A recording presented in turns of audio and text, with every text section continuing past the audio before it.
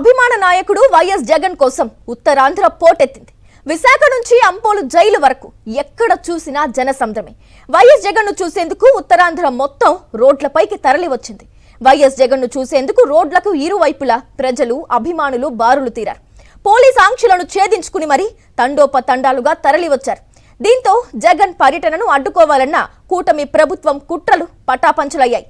అభిమాన నేతను చూసేందుకు పోలీసుల ఆంక్షలు దాటి వెల్లువలా వచ్చారు జనం.